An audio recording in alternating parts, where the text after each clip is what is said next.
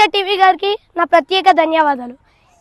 ఇప్పుడు ఎస్ఆర్హెచ్ గురించి చూసుకుంటే నాకు చాలా బాధ అవుతుంది. ఎందుకంటే అక్కడ వరుసగా 4 మ్యాచ్లు ఓడిపోయింది ఎస్ఆర్హెచ్, మన హోమ్ టీం.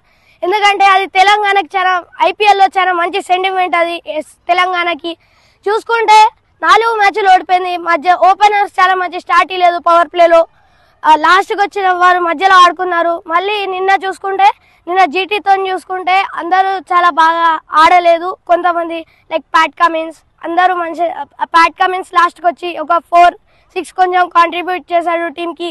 అందరూ నితీష్ కుమార్ రెడ్డి, ట్రావిస్ హెడ్ ఇలా దిగ్గజ ప్లేయర్లు కూడా కొంచెం రెస్పాన్సిబుల్ ఇన్నింగ్స్ ఆడలేదు. అందుకే ఎస్ఆర్హెచ్ ఓడిపోయిందని చెప్పుకోవచ్చు. పాత మ్యాచ్లు అన్నీ చూసుకుంటే ఎస్ఆర్హెచ్ చాలా వీక్గా ఆడింది. ఓపెనర్స్ అంత మంచిగా స్టార్ట్ ఇవ్వలేదు, అంత వీక్గానే ఆడింది ఎస్ఆర్హెచ్. కానీ లాస్ట్కి కొద్దిగా అందరూ కాంట్రిబ్యూట్ చేసేసరికి స్కోర్ అలా వెళ్ళింది.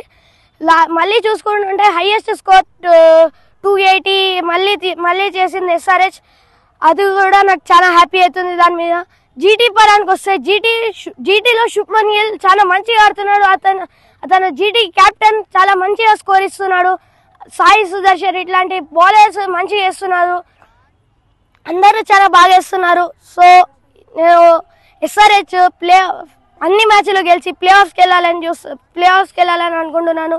ఎస్ఆర్హెచ్ గెలిస్తే నాకు అది చాలా హ్యాపీ. ఎందుకంటే అది తెలంగాణ యొక్క హోమ్ టీం. నాకు ఎస్ఆర్హెచ్ గెలిస్తే చాలా హ్యాపీ.